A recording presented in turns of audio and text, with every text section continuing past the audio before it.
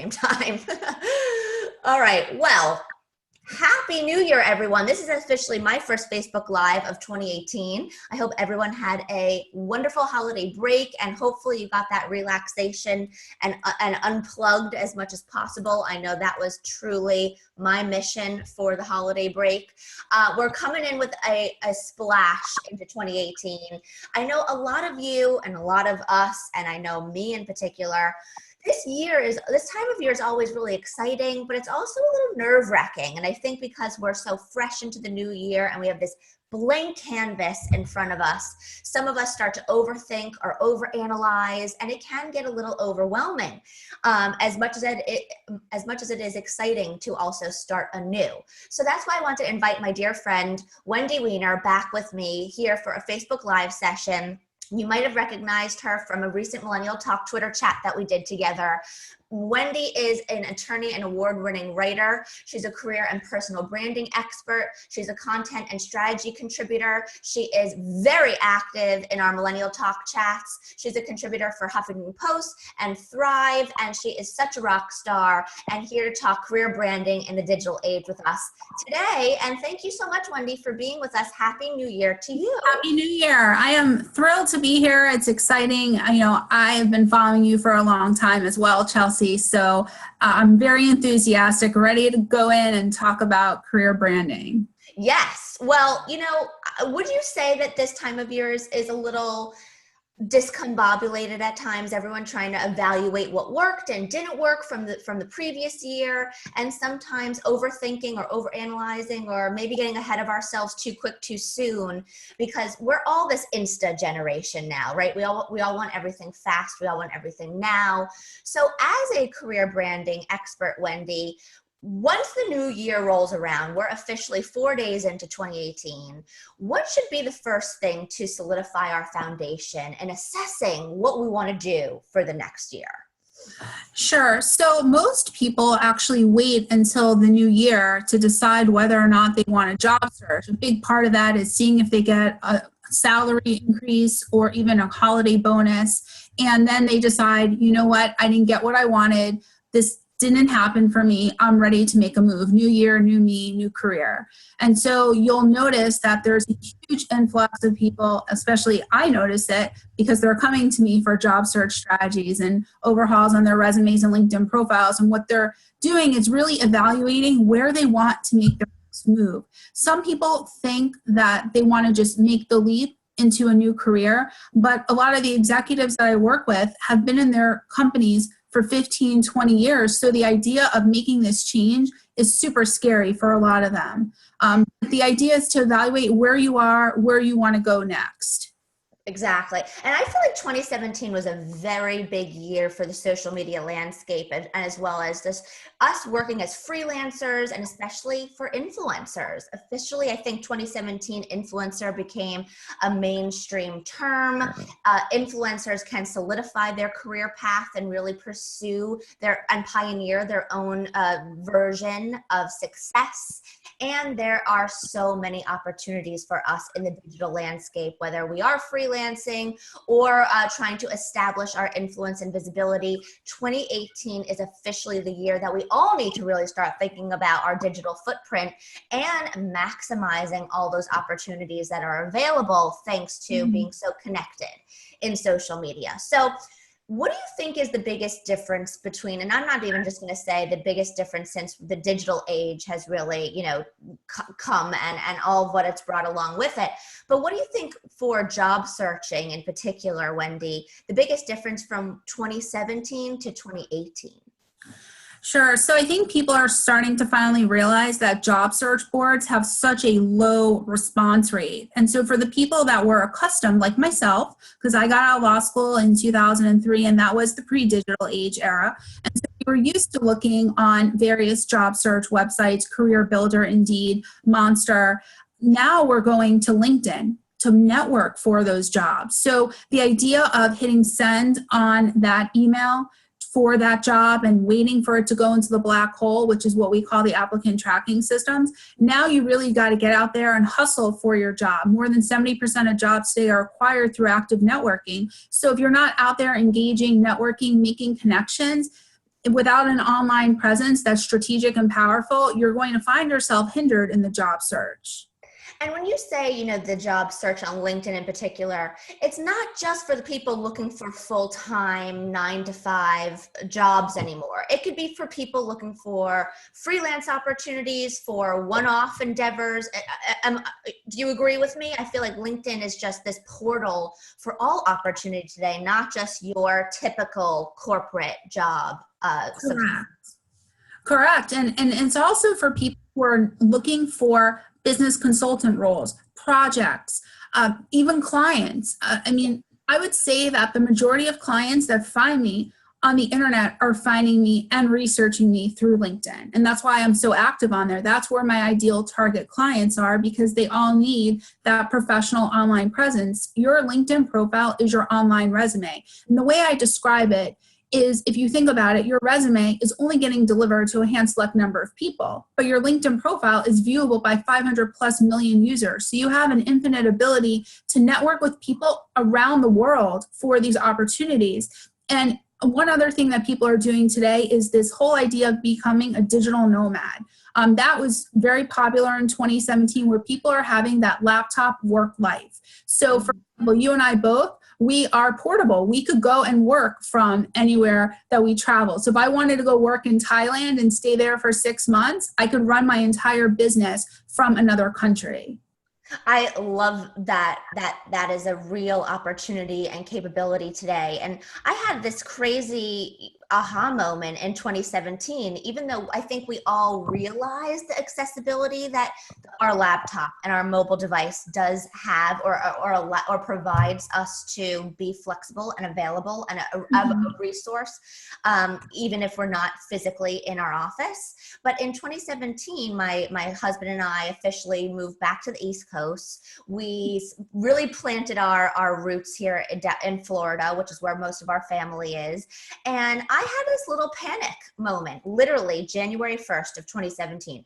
Oh my gosh, I officially just committed to being in Florida full time. Am I not going to be as available or as accessible as I would be living in a New York or a Los Angeles? And I had to go, no, silly, like, because of social media, because of digital, because of live streaming capabilities, we cannot let location stop us from pursuing things that we want to do and know that we are capable of doing. And that's why I feel like 2018, the influencer movement has become more mainstream. It's become more known. 2018 is the time to rock it out in the digital landscape and solidify that digital footprint, whether it's on LinkedIn or maybe your clientele is more on Instagram or Facebook. But really understanding where your audience is, who is your ideal client, and really positioning yourself as an authority on that channel so that you can continue to solidify your visibility, your influence, and of course, just further acquire more leads, more clientele for yourself. So talking about LinkedIn, being that you are an expert on LinkedIn, what are the things that we should be doing fresh into the new year? I'm sure we should all be doing a bit of an audit of our social channels, right? Making sure that everything is up to date and we are positioning ourselves the way we want to for the rest of the year. But on the everyday agenda, Wendi, what should we or could we be doing to further position ourselves better on LinkedIn? Sure. Beyond just having a professional profile and the actual interactive nature of it, you need to be engaged with people. It doesn't mean just posting your own content, but being responsive to other people's content. I've written viral content. I've written content that hasn't gotten a lot of engagement. And really what speaks volumes on LinkedIn is connecting with people. So the first thing that I tell people is, for your LinkedIn profile, you need to have it from a very humanistic standpoint. Your LinkedIn profile cannot read in a flat realm, meaning that it needs to be in first person, because people connect with people. People buy from people who are trustworthy, who they like, who are authoritative, who are credible. So you need to position that in a way where it's not reading as though it's a bio that someone's written about you on your website. And what I tell a lot of people most of the time is they think that it's okay to copy and paste their resume into their LinkedIn profile, but that's not the case. There is a huge huge rate of plagiarism on LinkedIn. I've had my content stolen from LinkedIn by other writers and other content writers, copywriters, things like that. And I've also had my website content taken. And the reason why people can do that is in the digital age, it's so easy to lift other people's thoughts, other people's intellectual property. Even though as a lawyer, I can send as many cease and desist letters as I want, the problem that you have too, well, A, I don't have time.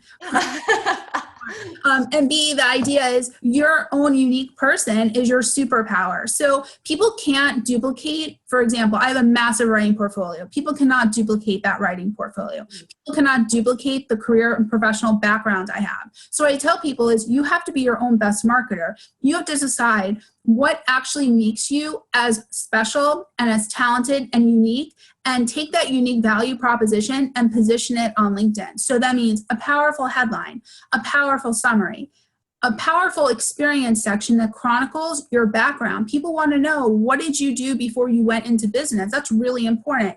Many times people want to hide from their prior career and only have their current business or current job on there. But the reality is, if your dates don't line up in your career background, people are going to take notice of it. And, it's not one of those things too where you can fake it until you make it, because you're searchable everywhere.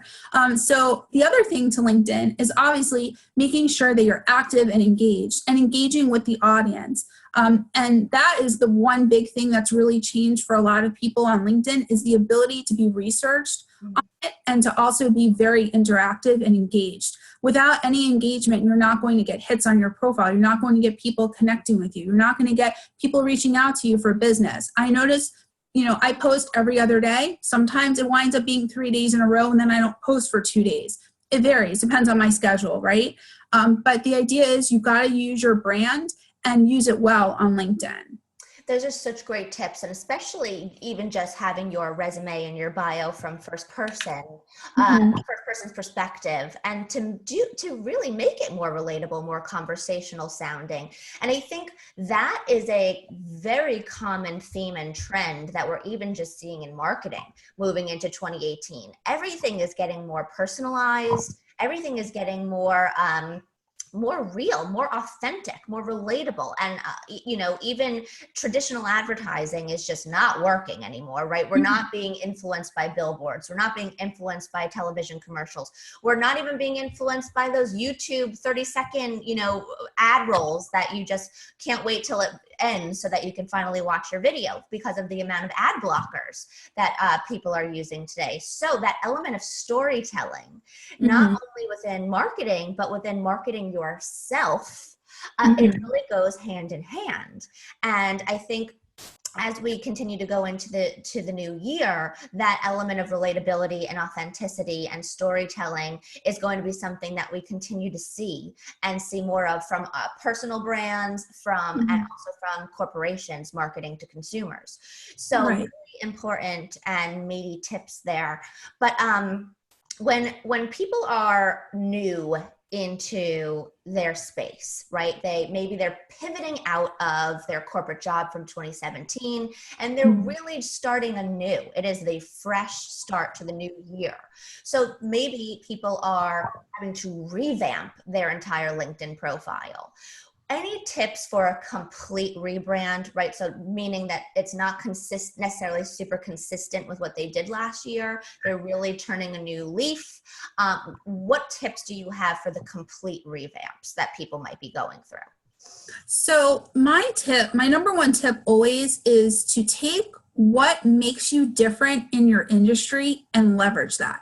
I use myself as the example here. So a lot of resume writers have backgrounds in HR and recruiting, but there's only a handful of us that are former lawyers. I'm the only one that has this specialized national certification in resume writing, who's a licensed attorney and also a former college writing professor. So I take those elements of my hybrid career and I use that to leverage. The other people will use their recruiting background, or let's say their marketing background or their branding background. So if you are a business executive, for example, and you're looking to go ahead and position yourself for a career, and let's say you're in the healthcare industry, but you just want to completely get out of the healthcare industry. You want to minimize references to healthcare in your LinkedIn profile and really position yourself as a senior business executive who is stellar at client relationship management, effective leadership. Let's say, for example, you have a global business acumen. Those are buzzwords that are going to show up in a job search from a recruiter that's going to help position you more. So it's not about necessarily this generalist versus specialist, but what is selling your unique value and what is capturing the reader's attention. Because if you think about it, a person looks at the back of a book for a few seconds, same way a person looks at a resume for a few seconds. If you don't grab that person's readability and attention in those first few seconds, you're going to be thrown out. The same thing if you read the back of a book. That roadmap and that little tidbit of summary doesn't really intrigue you, you're just going to kind of toss it, even though if it's a New York bestseller. So the idea is to really have an authentic, unique viewpoint of your skill set. I love that. And that's so important because there are a lot of fish in the pond. We do have to differentiate ourselves and ultimately create or carve out that USP, that unique selling proposition that's ultimately going to make someone go, you know what? These people, both of these candidates are great, but this person has this, or this person has that unique X factor.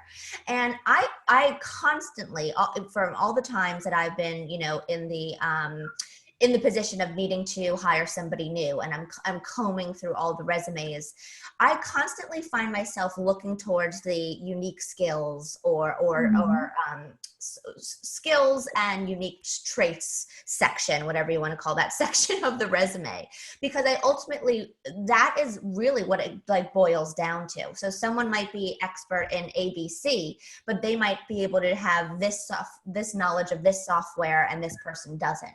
So I think as we continue to move into more of the freelance economy and more of the ability to, have remote work capabilities and build our own business, become our own entrepreneur, we also need to continuously be up-leveling our skill set. Knowledge is power. We need to constantly be students. There's always new software tools that roll out or new social media platforms that roll out. So any advice for people looking to make that resume stand out and up-level themselves in a way that makes them more of a viable candidate? Do you see any specific trends within the resume space that you find, employers are looking or gravitating towards most for people to be aware of when forming their resume and sending out their resumes this year?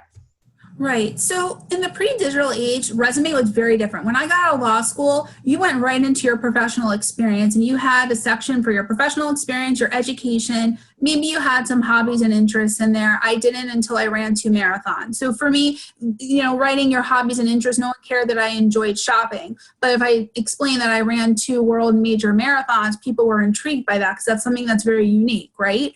Now today, your resume has to look totally different.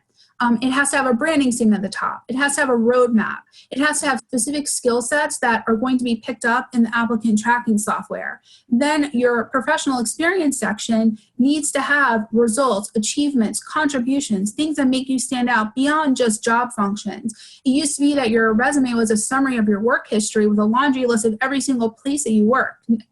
And now today, you need something that is going to be just a little bit more strategic, marketable, something that's going to really brand you. So what I tell people all the time, I truly believe in the ability of hiring a resume writer who is an expert in the actual art and strategy of writing, but more importantly, someone who is going to be like your personal coach. Because if you think about it, when you're struggling with your weight, I have a personal trainer, for example. I struggle a lot with my weight and I have thyroid problems. So for me, if I don't work out a lot, I'll gain weight very easily. So people hire trainers. Michael Phelps, he hires the best coach because he wants to be the Olympic champion that he is. So a lot of people hire a resume writer, a career coach to help them get to the next level. And there's no shame in it. Statistically, more than 60% of executives hire a resume expert to help them advance their career. The same thing with you. People hire you to help advance their businesses because their businesses are speaking to millennials, and you know the ins and outs of what millennials want and the strategies that they're looking for. So why not hire someone like yourself who's amazing at social media? By the way, I constantly follow your social media and I continue to be impressed by the following, the engagements. I mean, that is what is most important because today people can buy followers online. But when I look at all of your posts on Instagram and Twitter and Facebook, the amount of engagement that you have is phenomenal. And that is something that people are starting to look at. They're starting to realize, hey, you could buy an audience, but you can't necessarily buy engagement. And that is the most important thing, even in the digital age, is being engaged, present, and open. Well, first of all, thank you so much for that compliment, because that's something that is, I strive for within my channel. So it's such an amazing compliment, Wendi. And you're onto something here, because engagement is so top of mind. It is so essential to solidifying your digital tribe.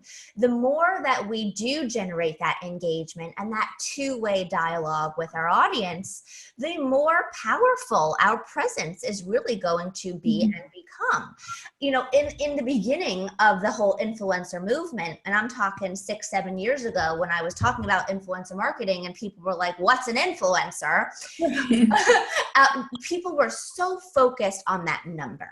How many followers do you have? And you're not important if you don't have, 100,000 followers. It was ridiculous. And I kind of felt that the comparison to how many followers you have was like, what did you get on your SAT score? What was your SAT score? It's like, wow, are we really always just judged by a number instead of our authentic conversations or our authentic selves? And now, because we have, we know the ins and outs of all the things that you can do in purchasing followers today, that sometimes the follower count isn't necessarily the most authentic. People have bought followers. People can buy followers. If you're thinking, should you or shouldn't you buy followers, please don't. They're going to do nothing for you and your tribe.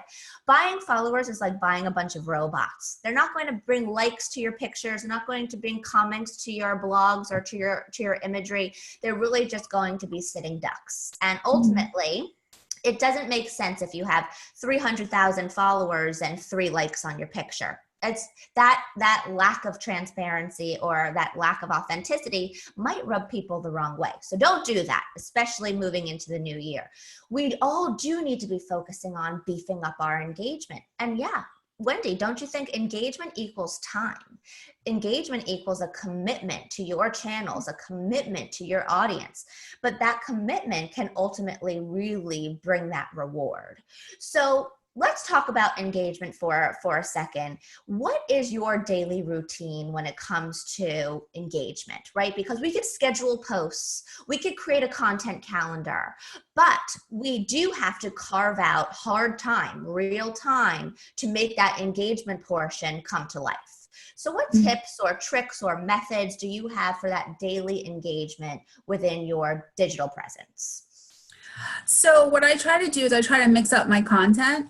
I try to post articles that I've been featured in, articles that I've written. I also try to do a lot of social media branding. So you'll see I use Canva for some of my branding elements. So I have, black background with a logo that I paid a graphic designer to do. And I'll have some phrasing from, a lot of times it's articles that I've written. So it's blurbs from there.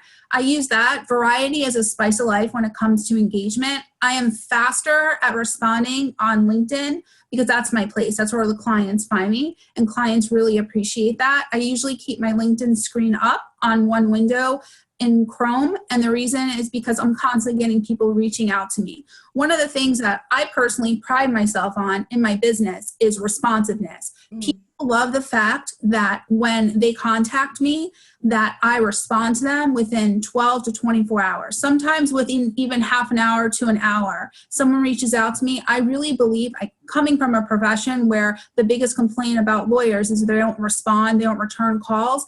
I knew going into my business, I would pride myself on the responsiveness and feeling though that I'm the only person they're working with. Even though I have a virtual assistant that will answer a lot of my calls, when I respond to emails, the emails are coming straight from me. So people don't feel like they're being pushed off. Responding to things, being engaged, and really showing your followers that you're interested in, that is the most important thing. That's how you build an audience. That's how you build content. The other thing I want to suggest too is just because someone has a lot of followers or a lot of engagement, it may not necessarily convert to a lot of ROI. I will never forget, I had someone reach out to me on LinkedIn and he was getting thousands of likes on his posts. And he was writing stuff for the purpose of going viral. And his thing is, well, I'm not bringing in the ROI in my business, but I'm bringing in a lot of engagement. and my feeling is I tend to look at it a little bit differently. If it's not equating to dollars and cents, then it doesn't make sense to write viral posts. So the idea of writing viral content is to bring in the engagement, but also bring in the clients. And so I have a very different mentality than a lot of people, coming from a background where I was making six figures. I knew that building a business, it had to be a 6+ figure business, because that's the only way to survive today in the digital age from, your computer, is to be able to have a highly profitable business. So again, where does that highly profitable business come from? It comes from being present, being on the social media channels, but also being responsive to your audience. Like one thing that, again, I noticed about you is whenever I comment or reply to you, you are so fast at responding also. And it's something that is very endearing to me because it's the same mentality that I have. You have to feel when people respond to you, even though you've got 100,000+ followers, the fact that you respond to people, the fact that you engage them, they really respect that about you. And that's where it comes in the digital age, is if you want to build an audience and build a platform, you have to be responsive and engage with your audience. 100,000,000%. Could not agree more. And it doesn't make sense to build a tribe, build a following, if you're not there to be present. And a lot of people struggle with this because there's not enough time in the day. We all know that, right? It's like, oh my gosh, it's 4:00. What happened today? What got accomplished? But if you can actually utilize your calendar to effectively block out time for engagement, or block out time for scheduling posts or curating new content, that is ultimately going to help you stick with that consistency. And consistency is key. I mean, things do not happen overnight. Nobody becomes a YouTube sensation within 24 hours. It's all about really solidifying your voice, honing your craft, understanding where your audience is online, understanding what content speaks most to your audience. And it's not also just about the content, it's about how you are engaging in that audience. And that could be a signature traffic builder. And when I say signature traffic builder, that could be something like consistent Facebook Lives or Instagram Lives or Instagram stories, or like my Millennial Talk Twitter chats. Twitter chats, amazing signature traffic builder, because what is a Twitter chat? It's a big conversation that ultimately generates ton of engagement. So Twitter chats are something very powerful that I think are undervalued for a lot of personal brands and businesses today. And I'm hoping that Twitter is going to have a little bit of a resurgence in 2018 because I think Twitter lost its footing over the past year or two. So it'll be really interesting to see how social media continues to evolve, being that it is more important than ever to utilize all the resources available to us in the digital landscape, and also social media, social/digital landscape. So one of the things, Wendi, talking about LinkedIn, talking about engagement, talking about, generating revenue, a lot of that comes with networking, right? And networking equals engagement. You have to communicate to network. So there are definitely certain tips or methods that we should be using on LinkedIn in particular for networking. What are some of your top tips for introducing yourself to somebody that you don't have a mutual connection with, or someone that you haven't met in person that you are blindly sending a message to? How do we go about doing that? So the first thing that I tell people all the time is don't submit your resume or attach it to this prospective employer or person that you're interested in. So for example, let's say that I was interested in going to work for Google. I would look for the chief legal officer or their general counsel and try to formulate a connection with them. But a connection from the place of, I saw your profile, found it very intriguing, would love to set up a call with you to learn more about you and what you do at Google. And so what I'm trying to do is open up the lines of communication, but I'm actually not trying to make it so that the person feels that I'm only using them to get my resume across to their desk. Ultimately, what you want to do is you want to open up the lines of communication, because LinkedIn gives you that ability. Years ago, if you want to know who the chief legal officer was at Google, you would not be able to know because maybe it wasn't published on their website. But today you can research those people because they're on LinkedIn. But again, don't be too aggressive in your approach and don't attach your resume. First, warm them up and then go in for the kill. Being on a date, right? If you, before you were first dating your husband, if he came on too strong, it would put you off, right? So the same thing with the job search. If you're looking to build a network and trying to formulate a relationship and a connection with people, you really don't want to be too aggressive. You just want to open the lines of communication. And then once you get on the phone, have that coffee chat, so to speak, then it makes it a lot easier. Probably like you, I get a lot of requests all the time on LinkedIn, and many times they're without a note or any type of opening. So I'm not always apt to accept every person that requests me on LinkedIn. I think it's really important to know what a person's purpose is and wanting to connect with you. I don't know if they're a prospective client, they're looking to follow me, they're looking to get more followers. There's a lot of people on LinkedIn that will be a connection with every single person that requests them, but I feel, you got to pick strategically who's going to be a good connection for you that's going to open up the lines for your network. Absolutely. And I'm going to add something to that, Wendi, is I always feel that, I do get a lot of messages on LinkedIn a day, and a lot of us do, right? But I always find that I'm more inclined to respond to the messages that are making it clear of what value they bring to me, knowing that they're probably wanting something of me, right? So it's right. that, again, that two-way symbiotic relationship. And I feel that some people come across desperate. I'm just going to call it like it is. Some people come across very desperate that they are so needy of you, but it's okay. What value are you also bringing to me that's going to make this a symbiotic two-way relationship? So I always encourage people to really do the research on the person before they send the message. Because that's also something that makes people look so silly. They send a message and it's a very obvious message that this person did not do a Google search or even check your website before they messaged you. And that's obviously not going to be a good look.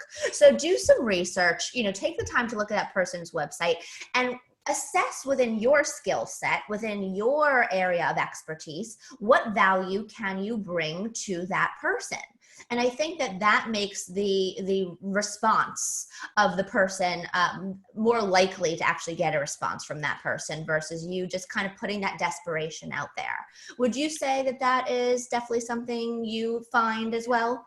Yes, it happens to me a lot. People want to constantly pick my brain. How did you get to where you are? Why can't I get there? And there's a reason why I charge several $100s for strategy coaching. And I'll never forget, I wound up on a 90-minute call with someone who was wanting to pick my brain for the 90 minutes and wanting to know why I can't put a link on my website to advertise for her stuff.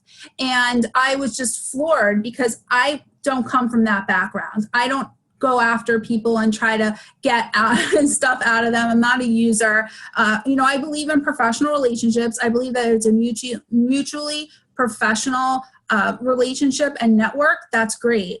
But I'm not going to wait. Time is money. So I come from a profession where, you're billing a person 0.10 for every 10 minutes, 6 to 10 minutes that you're on the phone with them. And, I found myself really annoyed that I spent 90 minutes on the phone with this person. I got nothing out of it. And it was just her way of digging and wanting to find out, how did you get into all these publications and how did you get into this? And she was in a totally different, unrelated field. But at the same time, that was something I could have charged easily over $1,000 for my time. And I didn't. And I found myself now when people want to get on the phone with me and pick my brain, I offer them, sure, sometimes I'll offer them 15 minutes, but after that, the clock starts ticking and so does the bank.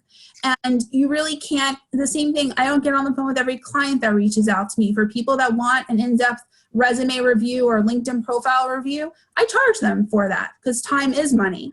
And so it's really important that people know your boundaries and they don't take advantage. It's easy, especially when we're nice people, for others to take advantage of us. Yes, and I totally understand what that feels like because it has happened more times than I would like. For that I'd like to pick your brain, and it just kind of goes absolutely nowhere. And time is money. Time is money, and there is something to be said of being kind and generous. But then there's also something to understanding your worth and understanding your value, and also making it clear of what you're willing to do until that line is okay, and now I need to be compensated. So I think that leads us into a great question of, what is the best way to ensure that we are getting paid for our time and that we're getting paid what we're worthy of in today's market?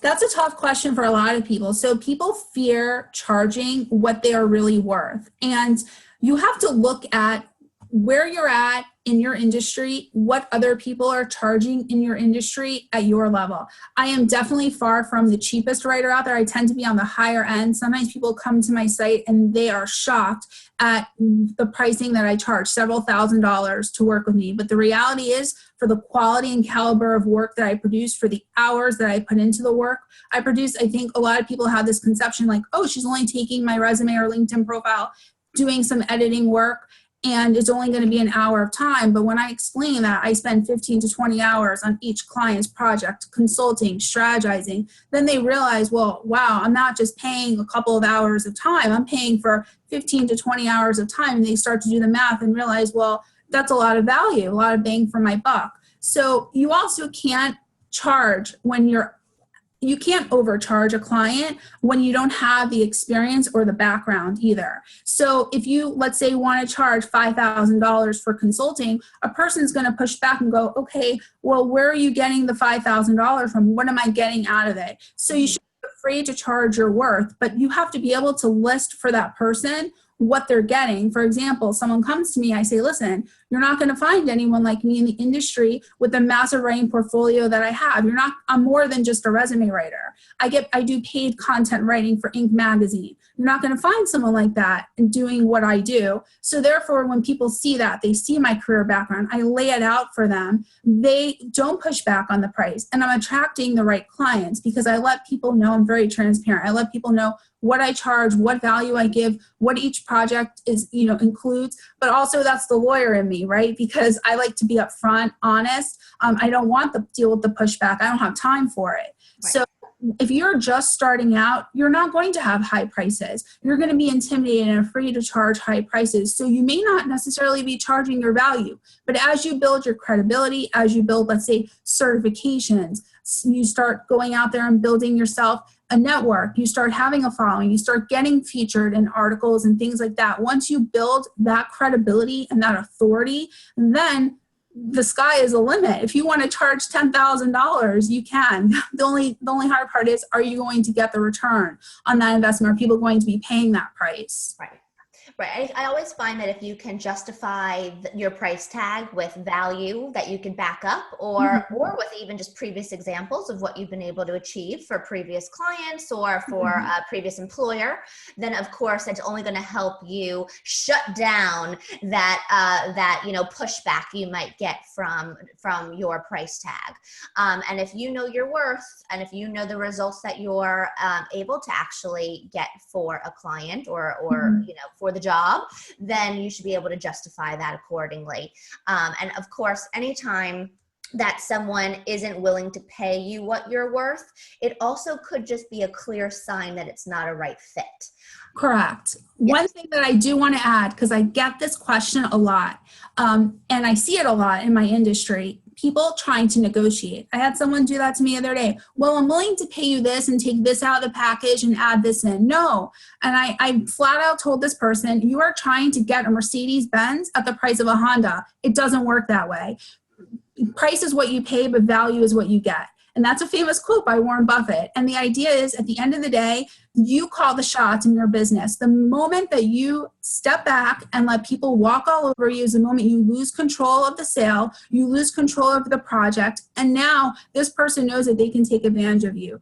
And listen, it may not happen at the beginning. In the very beginning years of my business, when I was trying to build my name, I would do a lot of things more pro bono, but Today, no way. I don't have time for it, because why should I do something for someone at no charge, put my time and energy into it and not get any value out of it, and they're walking away with all the value?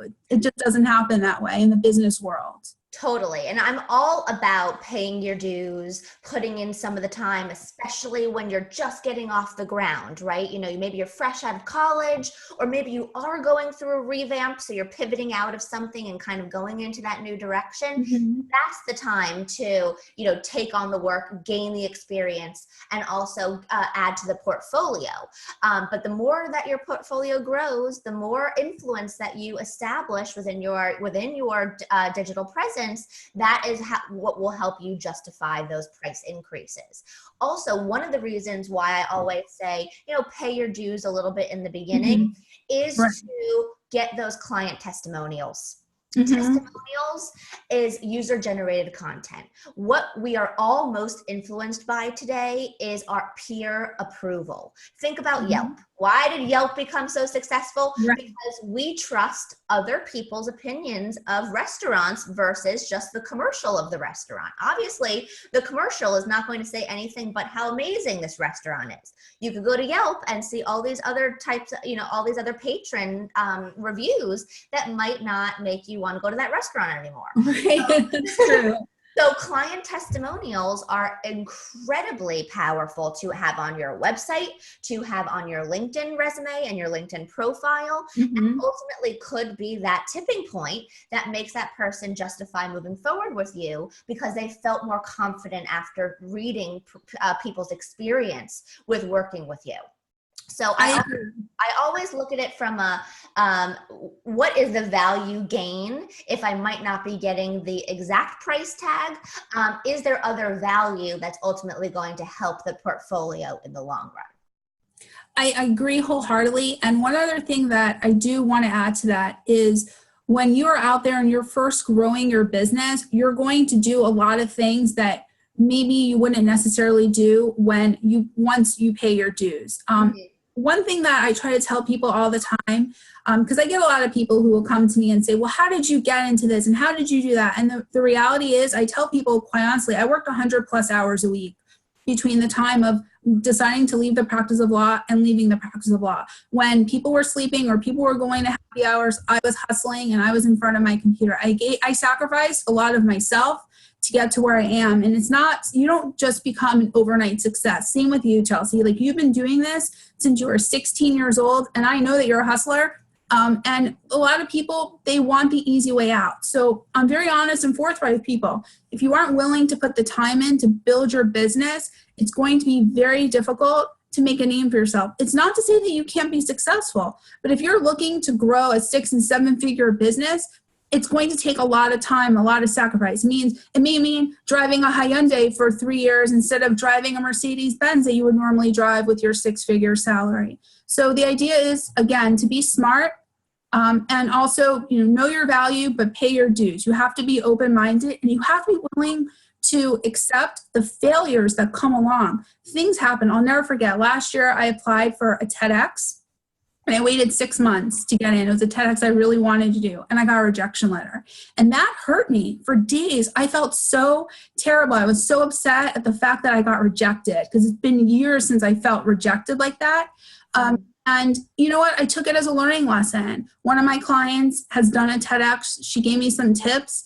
And I decided, you know what? Maybe I'll apply this year. Maybe I won't. But at the same time, you cannot beat yourself up about things if it doesn't go your way.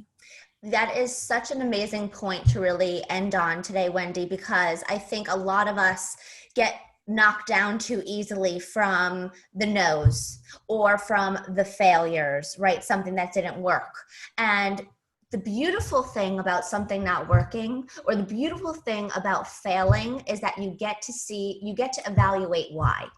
What went wrong? What could I have done better? What was the reaction, and what can I gauge from that reaction to further strategize and try it again, and try it from a different perspective, or try it from a different angle. And I always say, it's always a yes until it's a no. And if it's a no, you just figure out how to make it the yes. It might not be on that first time. Maybe it's the 5th, 6th, 7th time, but the beautiful thing about today's reality is that we have constant exposure at our fingertips through social media, through LinkedIn, through through the digital world today. Just because you get no from that one person doesn't mean that that next person the next day might feel the very same way. If I listened to all the no's in the beginning of my career, then I would not be where I am today.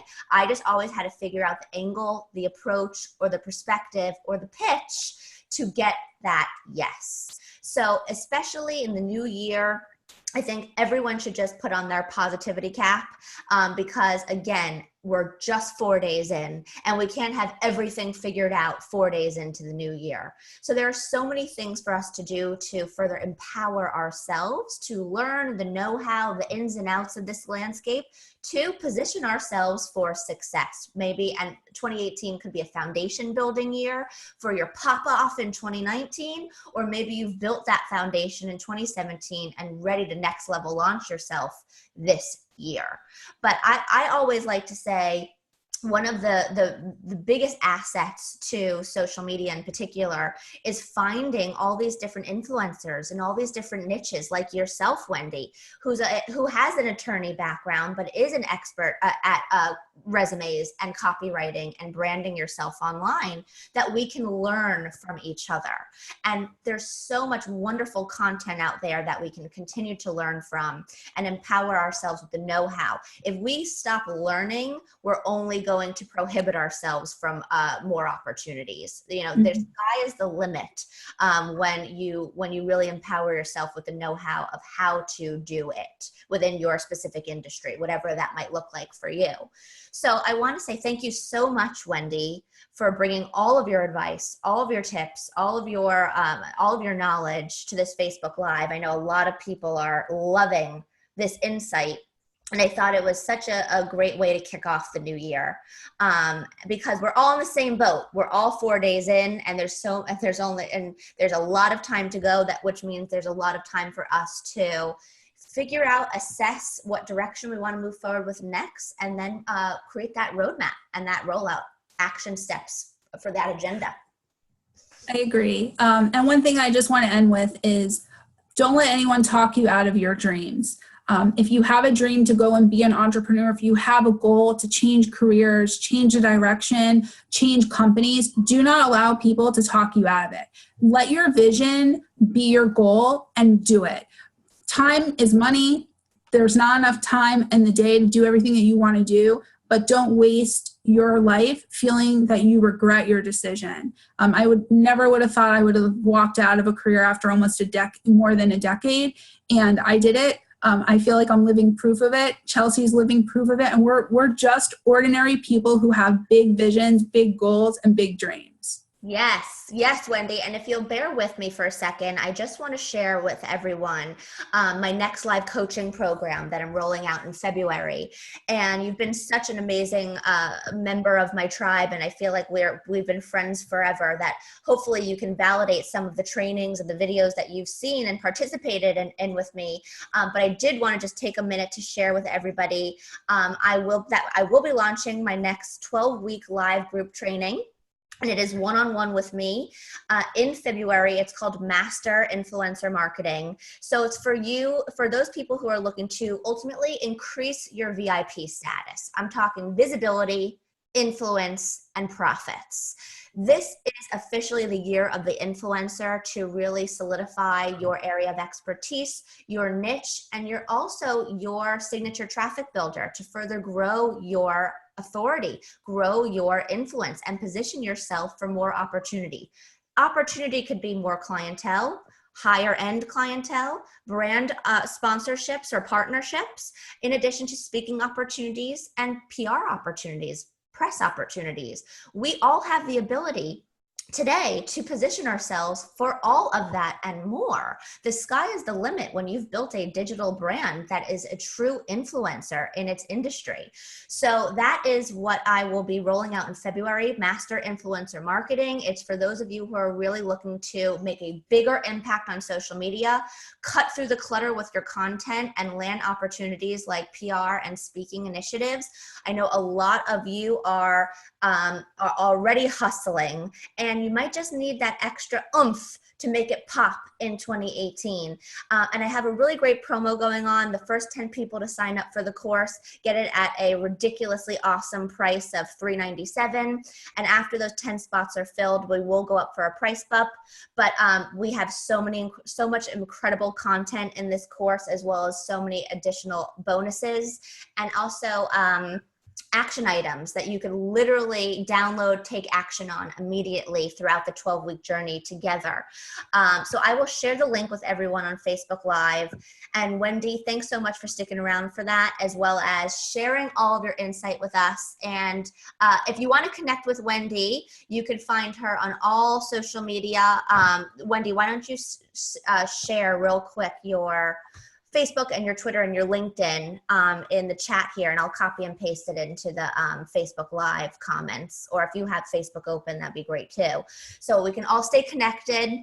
Wendi is always really active in our Millennial Talk Twitter chats every Tuesday at 8 p.m. Eastern.